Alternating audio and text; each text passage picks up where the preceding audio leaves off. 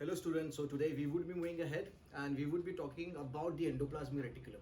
ठीक है, previously we did talk about the nucleus, we did talk about the nucleus and now we would talk about the part which is associated with the nucleus. जैसे गई बार अपने लिखा था कि यार जो न्यूक्लियस का आउटर मेम्ब्रेन है, ओके, दो मेम्ब्रेन्स होते, दो कवर्स होते हैं, endokaryotheca and this is ectokaryotheca. So ectokaryotheca से एंडोप्लाज्मिक रेटिकुलम का फॉर्मेशन होता है. ठीक है, so we are talking about endoplasmic reticulum today. It was the term endoplasmic reticulum was coined by Porter. The term endoplasmic reticulum was coined by Porter and it was discovered by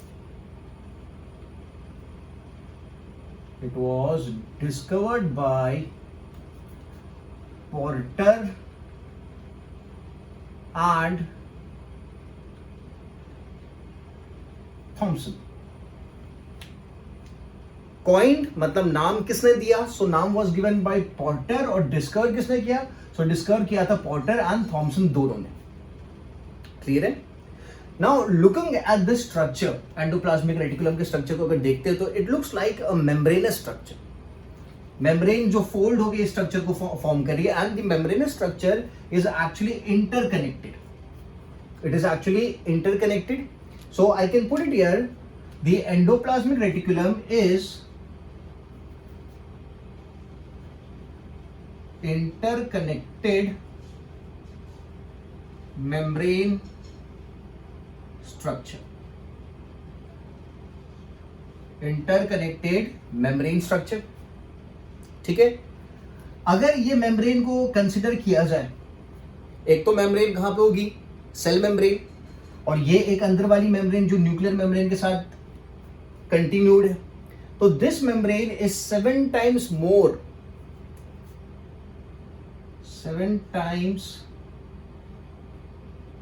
more than the cell membrane.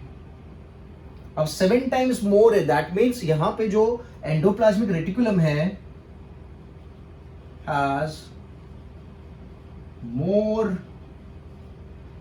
surface area because it is longer than the cell membrane. तो जो surface area भी बढ़ जाएगा, तो surface area काफी ज्यादा इसका 7 times more than the cell membrane. तो यहाँ पे क्या मेटाबॉलिक जो एक्टिविटीज होती है, ओके, वो काफी ज्यादा हो सकेगी बिकॉज सरफेस एरिया ज्यादा है तो मेटाबॉलिक एक्टिविटीज भी ज्यादा होगी. ठीक है, एक और चीज जो यहाँ पे याद रखनी है दैट इज कि ये जो स्ट्रक्चर है, जैसे कि अगर ये एंडोप्लाज्मिक रेटिकुलम है तो ये एंडोप्लाज्मिक रेटिकुलम का इनर साइड हुआ. This is the inner side. और बाहर की तरफ आप देख रहे हो एंडोप्लाज्मिक रेटिकुलम के, मतलब ये जो साइड है, दिस साइड, ये बाहर का साइड हुआ, मतलब साइटोप्लाज्म हो गया ना, दैट इज द साइटोप्लाज्म. तो वी हैव जो इनर पोर्शन होता है, this is termed as luminal space. क्या कहा जाता है? इसे ल्यूमिनल स्पेस कहा जाता है. और जो स्पेस बाहर की तरफ है, मतलब द साइटोप्लाज्म वाला पार्ट, सेल का पार्ट, साइटोप्लाज्म वाला part, okay, that is known as extraluminal space. So we have the luminal space which is the inner side of the endoplasmic reticulum and we have the exluminal space that is the outside. तो यहाँ पे compartment बन गया ना, this is a compartment because it is covered by a membrane. So this is one compartment, this is 2, 3, इस तरीके से compartments बन गए. तो कंपार्टमेंट के अंदर का जो जगह है उसे कहा जाता है लुमिनल स्पेस और जो बाहर का जगह है उसे कहा जाता है extraluminal space, that is the cytoplasm वाला पोर्शन. ठीक है, and we have 2 types of endoplasmic reticulum. जैसे कि आप यहाँ पे देखते हो, this endoplasmic reticulum does not have this structure. जो मैंने स्ट्रक्चर ब्लू कलर के यहाँ पे दिखा रखा है, दिस इज द राइबोसोम. तो अगर राइबोसोम एसोसिएटेड नहीं है, so this endoplasmic reticulum is termed as smooth ER. And because यहाँ पे राइबोसोम्स एसोसिएटेड है, तो this structure is known as the rough ER. ठीक है, so we have 2 types of RER. sorry, two types of ER, that is RER, once with the ribosome, another with the without the ribosome. ठीक है, that is smooth endoplasmic reticulum. Is it clear? So I'll repeat it once again. The endoplasmic reticulum is coined, the term was coined by Potter and discovered by Potter and Thomson. ठीक है, जो endoplasmic reticulum है is interconnected membrane structure है. Okay, surface area की अगर बात करते हैं, it is 7 times more than the cell membrane. इसके वजह से क्या होगा, endoplasmic reticulum has more surface area, जिसकी वजह से जो metabolic activity है, okay, it also increases. The metabolic activities also increases. ठीक है, now I'll write this down.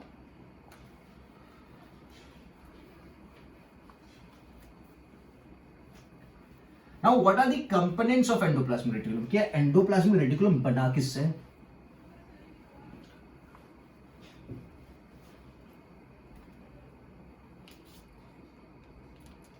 पहले देख लेते कि प्रेजेंट किस में. Endoplasmic reticulum is present in metabolically active cells. It is generally present in metabolically active cells. ठीक है, so metabolically active cells कौन से? So some of the cells I'll talk about is we have the plasma cell, we have the pancreatic cell, we have the liver cell, and we have the interstitial cell. These are metabolically active cells. ठीक है, and where are they going to be present? So this cell, this specifically I'll talk about this one. This is present in the testes. जब अपन बात कर रहे थे in the coming lectures, in the coming standard when we talk about reproduction, तो testes में जब आप पढ़ेंगे तो interstitial cells के बारे में बात होगी. ठीक है, सो प्लाज्मा सेल है, पेनक्रियाटिक सेल है, लिवर सेल है, एंड द इंटरस्टिशियल सेल है. कहां पे मेटाबॉलिकली एक्टिव नहीं है, या फिर I can term it as कहां पे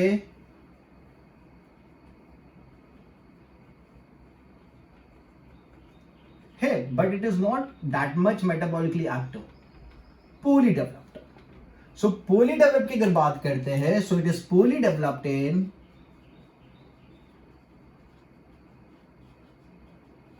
स्पर्मेटोसाइट.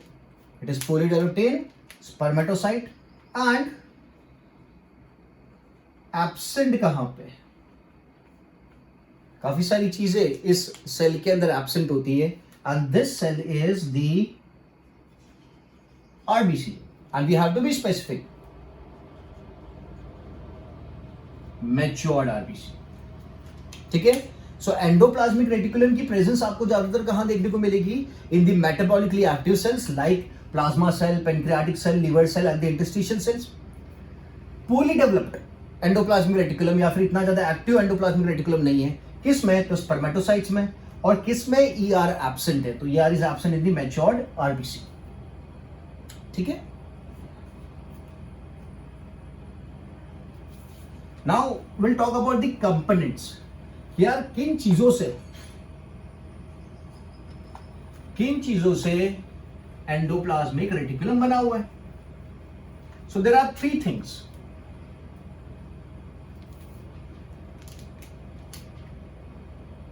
एंडोप्लाज्मिक रेटिकुलम के अगर कंपोनेंट्स की बात करते हैं तो ये बना है 3 चीजों से. One is cisternae.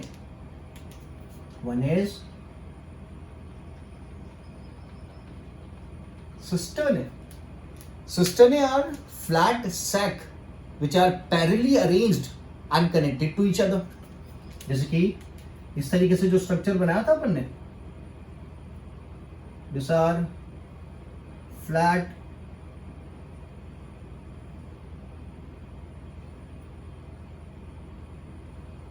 sac-like structure.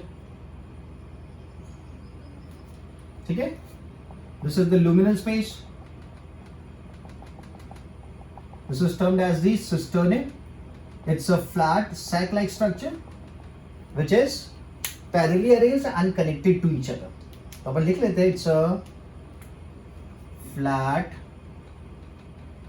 sac-like structure. Sac-like, it's a membrane structure. Membrane structure connected to each other. Connected to each other, and this flat sac-like structures are parallelly, they are parallel to each other. ठीक है? So cisternae is a flat sac-like membrane structure connected to each other and they are parallelly arranged to each other. ठीक है? Another जो structure endoplasmic reticulum को बनाता है, that is the tubules. That is the tubules. So tubules की अगर बात करते हैं,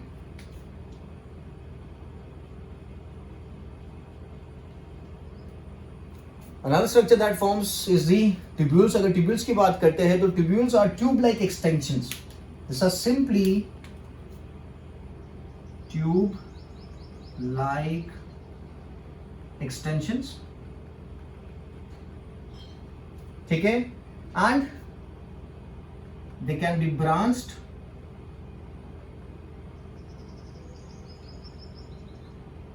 They can be branched or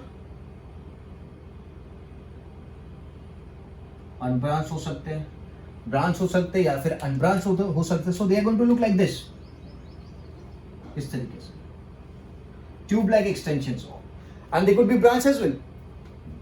so branch अगर है इस तरीके से, इफ दे आर ब्रांच्ड. ठीक है? And the third structure that is associated with endoplasmic reticulum are the vesicles. Vesicles.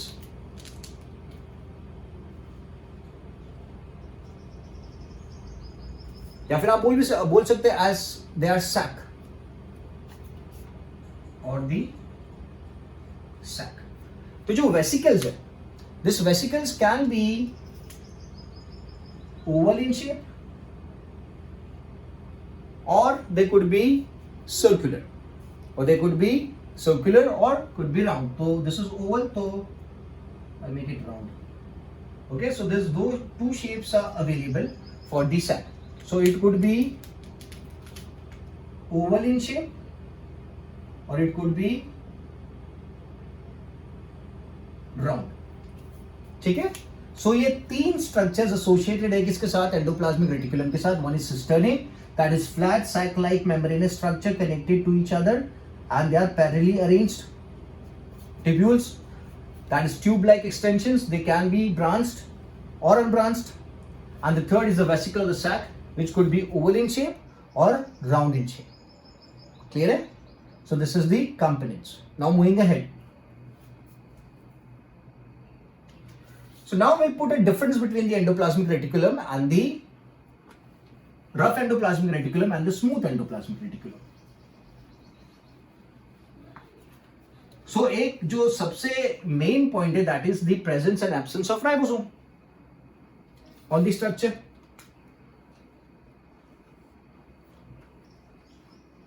ठीक है? तो यहां पे will talk about RER, another is SER, smooth endoplasmic reticulum and rough endoplasmic reticulum. तो rough endoplasmic reticulum की एक बात करते हैं कि यार यहां पे राइबोसोम प्रेजेंट है, ये तो आप सबको पता है, 9th स्टैंडर्ड से पता है. स्मूथ के पास राइबोसोम एब्सेंट है. ठीक है? Now because of the presence of ribosome on the surface of rough endoplasmic reticulum, it appears granular, वो दाने दाने जैसा दिखता है. तो यहां पे मैं लिख देता हूं, द राइबोसोम की प्रेजेंस की वजह से rough endoplasmic reticulum looks granular. यहाँ पे राइबोसोम एब्सेंट है, इसलिए ये जो स्ट्रक्चर है it looks agranular. It looks agranular. ठीक है. अब एक और चीज, जैसे रफ एंडोप्लाज्मिक रेटिकुलम है तो मैं एक सिस्टम लेता हूं जिसकी इस तरीके से अगर स्ट्रक्चर है. ठीक है. तो रफ के पास राइबोसोम अटैच होता है. सो राइबोसोम का जो बड़ा सब यूनिट है वो नीचे की तरफ होगा, attach to the the lumen part, luminal part. Okay. And the small subunit is going to be at the top. तो राइबोसोम को एंडोप्लाज्मिक रेटिकुलम के साथ अटैच करने के लिए एक प्रोटीन प्रेजेंट होता है. There is a protein available जो क्या करता है, राइबोसोम को एंडोप्लाज्मिक रेटिकुलम की सरफेस पे अटैच करके रखता है. This protein is known as ribophorin. ठीक है. तो बट ऑब्वियसली हो गया क्या, जहां पे राइबोसोम होगा वहीं ये प्रोटीन होगा जो राइबोसोम को एंडोप्लाज्मिक रेटिकुलम की मेम्ब्रेन पे अटैच करके रखेगा. यहाँ पे तो राइबोफोरिन एब्सेंट ही होगा क्योंकि राइबोसोम है ही नहीं, तो राइबोसोम अटैच ही नहीं होने वाला है. तो यहां पे एक पॉइंट अपन डाल देते हैं, राइबोफोरिन प्रेजेंट है. यहां पे लिख देते हैं राइबोफोरिन एब्सेंट है. राइबोफोरिन का मतलब तो पता चल गया ना, इट हेल्प्स इन अटैचमेंट. और should I mention it? Okay चलो लिख देते हैं, helps in attachment of ribosome to endoplasmic reticulum. मतलब without the ribophorin endoplasmic reticulum से राइबोसोम अटैच नहीं हो पाएगा. Keep this in mind. This is very important from the competitive point of view. So ribophorin protein, this is a protein. It's a protein, is very important for the attachment of the ribosome. Now one more thing, जैसे कि यहाँ पे ये जो ribosome attach था तो यहाँ पे आप देख सकते हो there's a gap, there's a space और there's a pore जिसके थ्रू जो भी यहाँ पे बन रहा है राइबोसोम के अंदर that can be transferred to the endoplasmic reticulum. तो यहाँ पे एक pore present है. This is a pore. Okay, this was riboforin and this is a pore. तो यहां पे अपन एक और पॉइंट डाल सकते हैं कि यार पोर is present. Pour is present. तो यहां तो पोर का सवाल ही नहीं उठता क्योंकि राइबोसोम अटैच नहीं है स्मूथ वाले में. तो यहां पे मैं लिख देता हूं पोर इज एब्सेंट.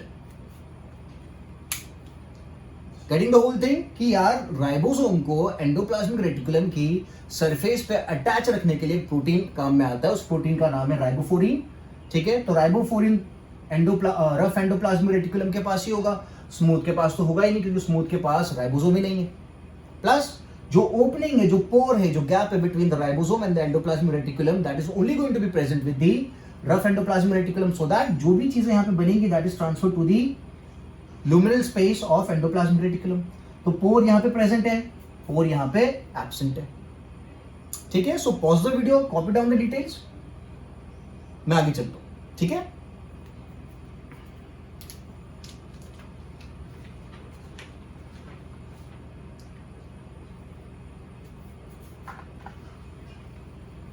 जो मेन पार्ट है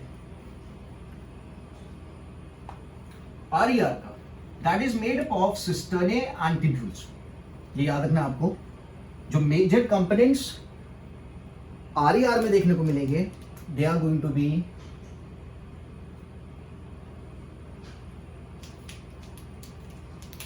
the major components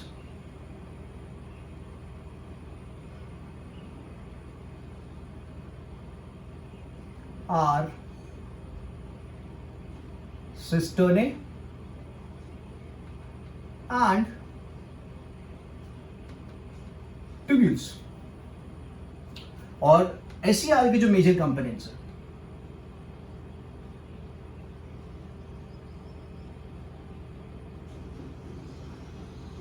The major components are, this is tubules and vesicles. Tubules and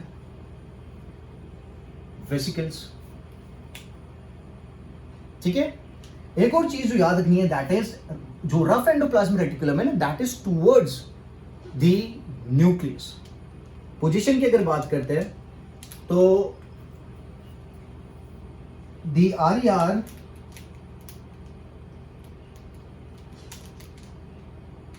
is located more towards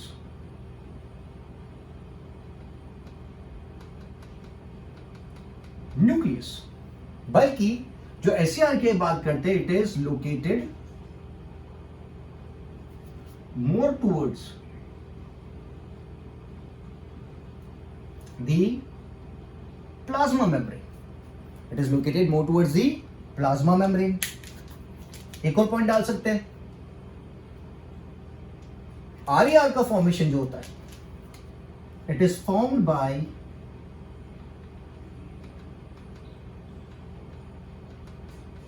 nuclear membrane. It is formed by the nuclear membrane. और जो SCR होता है, it is formed by RER. Formed by RER. ठीक है. The function is, जो SCR होता है, this is majorly associated with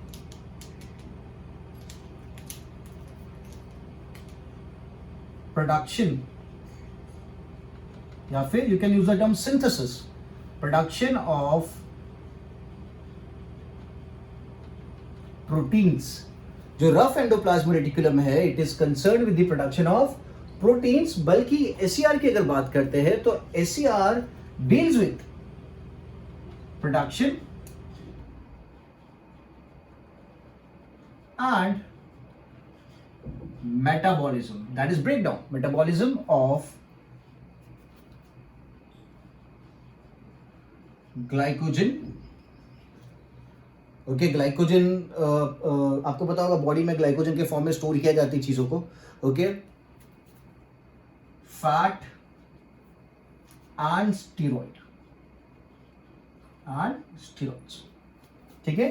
So RER is majorly concerned with the production of proteins, while the SCR not only deals with production but also breakdown, metabolism of glycogen, fat and steroids. ये याद रखना है, production and metabolism दोनों हो रहा है यहाँ पे. ठीक है. यहाँ पे सिर्फ मैंने प्रोडक्शन बोला. This is what makes SCR different. ठीक है. कहां पे will mention some of the cells जहां पे RER प्रेजेंट है. ओके, तो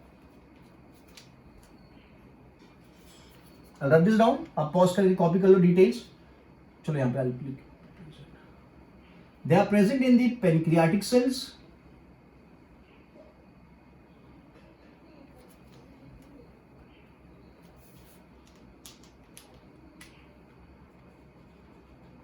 दे are present in the pancreatic cell है, लीवर सेल है. ठीक है. और ये कहां पे प्रेजेंट है? So it is present in the muscle cell, retinal cells, muscle cell है, then there is eye cell, retina वाले रेटाइनल सेल्स है, देन देयर इज ल्यूकोसाइट है, then there is adipocytes, then there is adrenal cortex cells, and one common liver cell is present here also.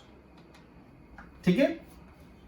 So these are some of the cells जहां पे SCR present है और functional है, and these are some of the cells जहां पे pancreatic cell, जहां पे RER present है, that is pancreatic cell and the liver cell.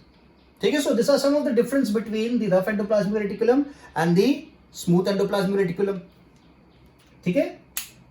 यहाँ पे we can also add the interstitial cell. Interstitial cell.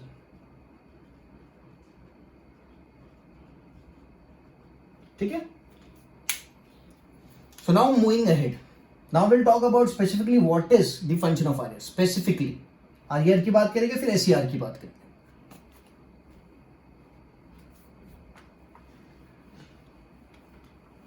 So the function of RER can be divided into two parts. RER के functions की अगर बात करते हैं तो we can divide it into two parts. That is, specifically मैं RER की बात कर रहा हूं, ऑफ रफ एंडोप्लाज्मिक रेटिकुलम. तो दो फंक्शन है, दैट इज, याद रखना, this is very important. One is protein synthesis. अभी तक जो बात हो रही थी कि प्रोटीन बनता है, तो yes, function of RER is formation of protein and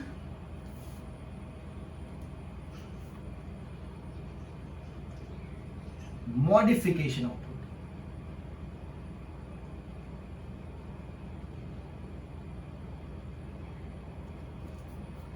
Modification of protein and protein synthesis. Now, as we know that there are ribosomes present, which is present on the endoplasmic reticulum में, और दूसरा जो RER है that is present in the cytoplasm. I am sorry, the another ribosome is present in the cytoplasm and the ribosome are associated with the endoplasmic reticulum also. तो मैं यहां पे जो बात कर रहा हूं that is, I am talking about ribosome attached to the endoplasmic reticulum. जो राइबोसोम एंडोप्लाज्मिक रेटिकुलम की सरफेस पे अटैच है वो कौन से टाइप के प्रोटीन्स बना रहा है? तो यहां पे जो प्रोटीन्स बनाएगा ribosome which is attached to the surface of endoplasmic reticulum, that is plasma membrane proteins. It forms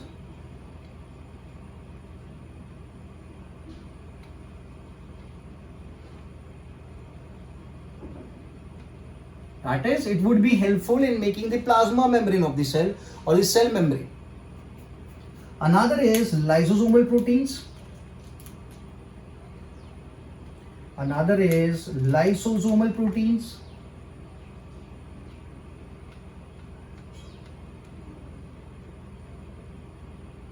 ठीक है.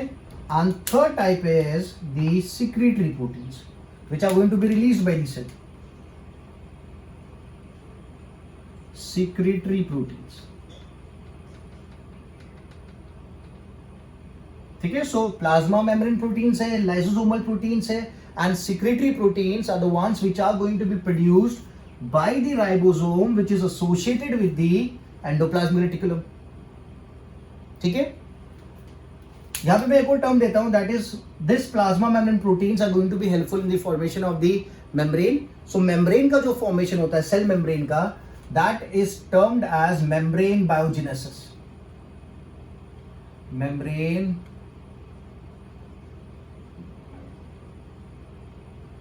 biogenesis. तो आप बोल सकते हो that endoplasmic reticulum helps in the formation of the plasma membrane, क्योंकि plasma membrane के दो components है, one is protein and other is lipid. So lipid that is going to be produced by the smooth ER, and proteins these are produced by the rough endoplasmic reticulum. So yes, formation of the cell membrane is going to be done by the endoplasmic reticulum and the process is known as membrane biogenesis. ठीक है. Plasma membrane proteins, lysosomal proteins and secretory proteins. Done. Now there are some other proteins as well, क्योंकि ribosome जो है वो cytoplasm में भी है. Those are termed as the free ribosome because they are not associated with the endoplasmic reticulum. तो यहां पे मैं मेंशन कर देता हूं, will put it in black. Free ribosome, the ones which are located in the ribosome, which are located in the cytoplasm. The free ribosomes produce cytoplasmic proteins. They produce cytoplasmic proteins. ठीक है? The ones which are attached, associated with the ER, they produce plasma membrane proteins, lysosomal proteins, and secretory proteins.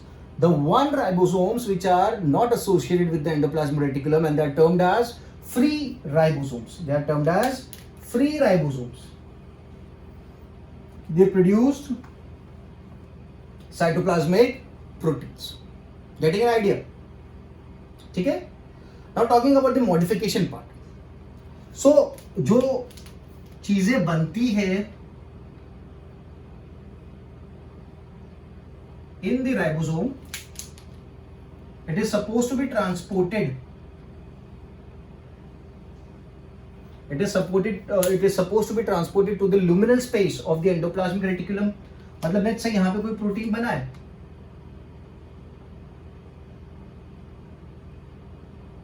वो कहाँ पे आएगा फिर? That is going to be added to the endoplasmic reticulum.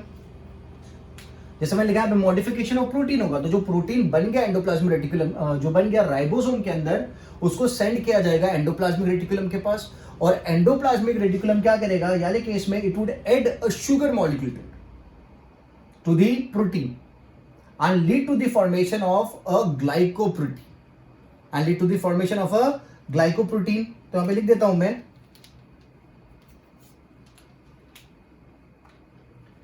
addition of a sugar molecule. क्या करेगा यहां पे? There's an addition of sugar molecule. और किस चीज का फॉर्मेशन होगा? There's an addition of a sugar molecule. तो अगर शुगर का मॉलिक्यूल अपन ऐड करेगा तो बट ऑब्वियस है कि जो प्रोटीन बना था वो मॉडिफाई हो जाएगा. And now this protein is termed as glycoprotein. It is termed as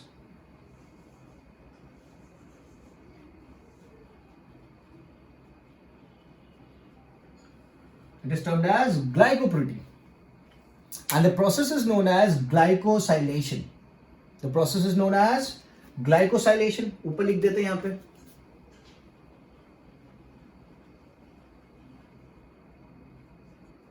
The modification of protein or addition of a sugar molecule to the protein, it is termed as glycosylation. Clear है? Is it clear? अब एक और बात यहाँ पे जो याद रखनी है from the neat point of view कि the process of glycosylation it starts in the endoplasmic reticulum.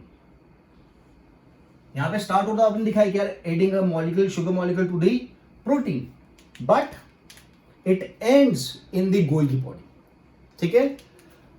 The process of glycosylation starts in endoplasmic reticulum, ठीक है, but it ends in Golgi body. Done? Addition of a sugar molecule to protein, that is done by the endoplasmic reticulum, but the whole process is continued and it ends in the Golgi body. Done? So this is the function of RER. Now talking about the function of SER, that is a smooth endoplasmic reticulum.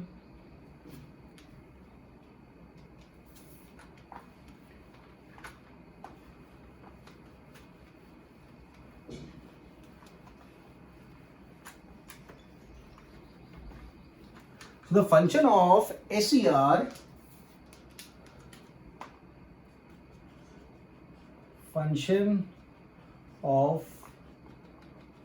specifically, तो एक function तो अपन ने देख लिया, that is synthesis and metabolism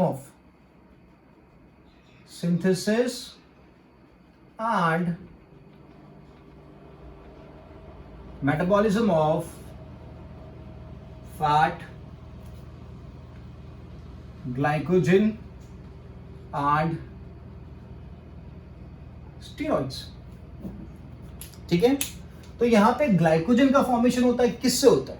so glycogen का formation यहां पे किया जाता है ग्लूकोज से बनाया जाता है ग्लाइकोजन। ठीक है, ग्लूकोज से क्या बनाया गया है? Glycogen. So this process is known as glycogenesis, the process of formation of glycogen from glucose, which is done by the SCR, that is termed as glycogenesis. क्या कहा जाता है? ग्लाइकोजेनेसिस। याद रखना, genesis is formation, and it also leads to the formation of glucose from glycogen. जो glycogen को store किया था, अगर बॉडी को रिक्वायर्ड है शुगर की और आप फूड कंज्यूम नहीं कर रहे हो, डाइट कंज्यूम नहीं कर रहे हो, तो उस केस में बॉडी क्या करेगी? जो स्टोर्ड फूड था, दैट इज ग्लाइकोजन, उसको कन्वर्ट करेगी ग्लूकोज में और फिर उसमें से एनर्जी प्रोड्यूस करेगी। सो जो ग्लाइकोजन आपकी बॉडी में जमा हुआ था, चर्बी जो जमा हुई थी, वो फिर से कन्वर्ट की जाएगी ग्लूकोज में, and then the cells would take up this glucose and produce energy out of it. इसलिए आपने देखा होगा कि जो लोग डाइटिंग करते हैं, दे स्टार्ट गेटिंग थिन, वो पतले होने लगते हैं। क्यों? क्योंकि उनका जो रिजर्व फूड है वो आपकी बॉडी क्या कर रही है? उसको कन्वर्ट कर रही है ग्लूकोज में और फिर उसमें से एनर्जी निकाल रही है। If you are not eating any external source of food, तो जो स्टोर किया था आपकी बॉडी में, उसी में से एनर्जी निकाली जाएगी। But first the glycogen has to be converted into glucose. This process is known as glycogenolysis. क्या कहा जाता है इसे? This is termed as glycogenolysis.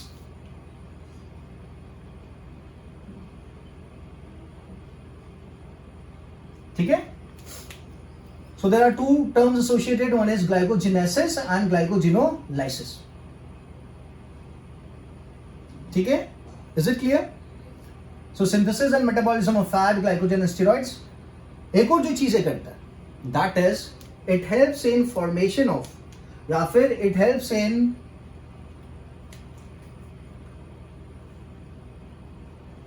the SCR helps in formation of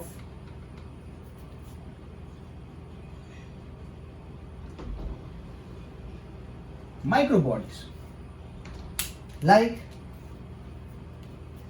spherosomes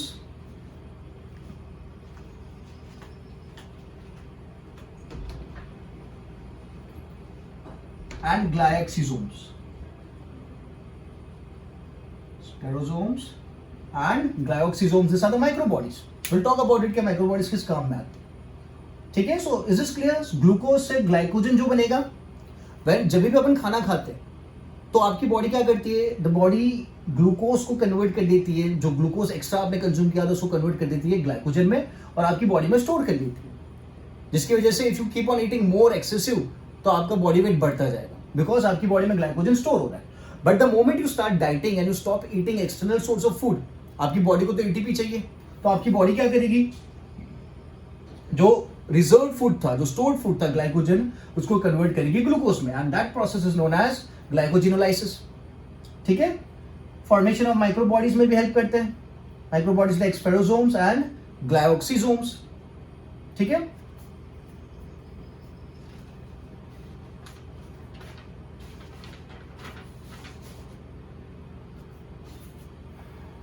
it also helps in breakdown of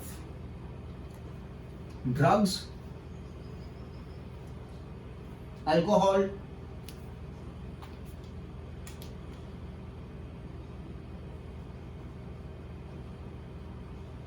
breakdown of drugs,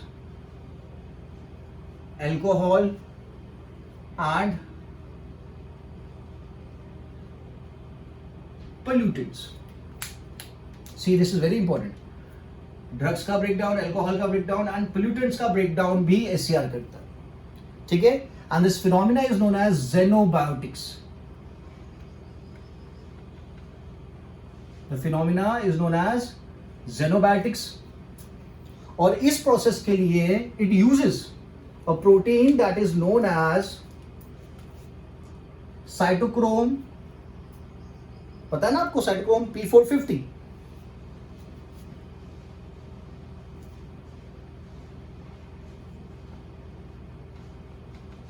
cytochrome P450, this is a protein, is used. साइटोक्रोम P450 क्या करता है, जो लिपिड सोल्यूबल कंपाउंड्स है उसको convert कर देता है into liquid soluble compounds, okay, या फिर वाटर सोल्यूबल कंपाउंड्स. तो यहां पे लिख लेते हैं, what does it do is it converts lipid soluble compounds into water soluble compounds. So once the component becomes water soluble, benefit क्या होगा, it can be easily removed from the body, so that it can be easily removed from body through excretion. So man, this is very important. What is xenobiotics? Xenobiotics is the breakdown of drugs, alcohol and pollutants.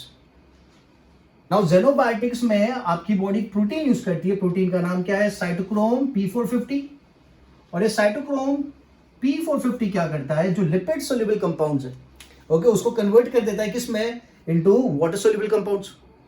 सो अगर कोई component water soluble हो गया तो उससे benefit क्या हो जाएगा, it can be easily removed from the body through excretion. It can be easily removed from the body through excretion. तो आपकी बॉडी जो भी ड्रग्स है, अल्कोहल है या पोल्यूटेंट्स, उसको बॉडी से बाहर निकाल देगी, because it has been converted into water soluble compound. ठीक है, ये जो प्रोसेस था, this is known as हाइड्रोक्साइलेशन.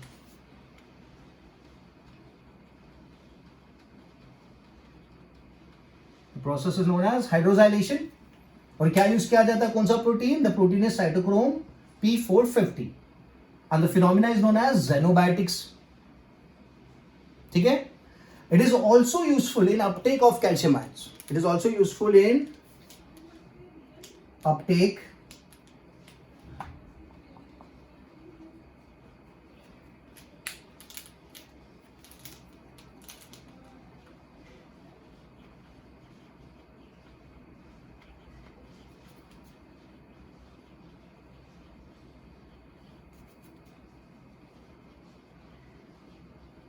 uptake and release of calcium ions. Now calcium ions, they play a very important role in muscle contraction. अगर body में calcium ions नहीं है तो आपका मसल कॉन्ट्रैक्शन नहीं हो पाएगा ठीक से. ओके, तो यहां पे मैं एक और चीज मेंशन कर देता हूं, it helps in muscle contraction because it is helping in uptake and release of calcium ions. That means it is also associated with the process of muscle contraction, because without the calcium ions the muscles are not going to be contracted. ठीक है, ये चीज आप आगे पढ़ोगे 12th standard में, किस तरीके से कैल्शियम आयंस हेल्प करते हैं मसल कॉन्ट्रैक्शन के लिए. ठीक है, so this are some of the functions of the SCR. One is xenobiotics, another is helps in muscle contraction, और इससे पहले जो आपने देख लिए. डन.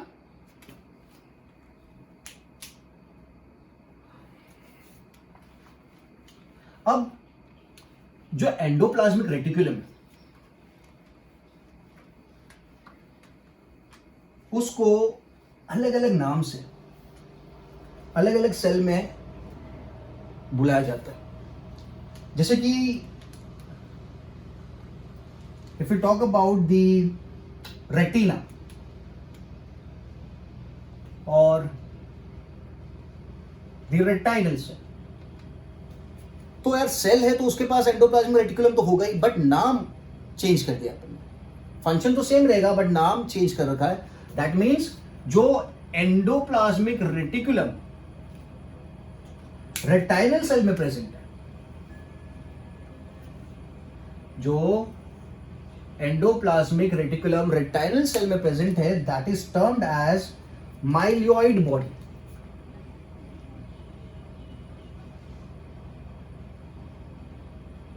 माइलियोइड बॉडी कहा जाता है उसे, that is the retinal cell. and it is a type or it is specifically a endoplasmic reticulum तो है, पर कौन सा वाला एंडोप्लाज्मिक रेटिकुलम है? So that is SER. ठीक है, तो जो रेटिनल सेल के अंदर सार्को SER एसोसिएटेड है, smooth endoplasmic reticulum, that is termed as myeloid body. उसी तरीके से आपने नर्व सेल पढ़ रखा है, तो नर्व सेल में जो एंडोप्लाज्मिक रेटिकुलम प्रेजेंट है that is known as Nissl's granule.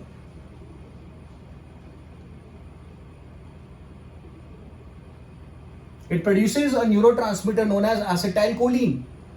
ठीक है, so Nissl's granule and it is actually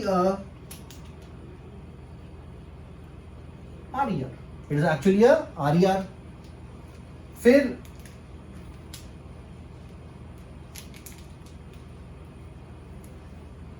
muscle cells,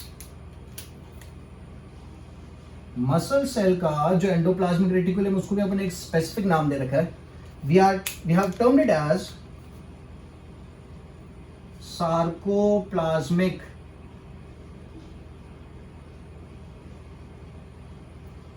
reticulum. We have termed it as sarcoplasmic reticulum and it is actually a smooth endoplasmic reticulum. It is actually a smooth endoplasmic reticulum. ठीक है, और एक और structure है that is plasmodesmata. एक और structure है that is plasmodesmata. और जो प्लाज्मोडेस्माटा है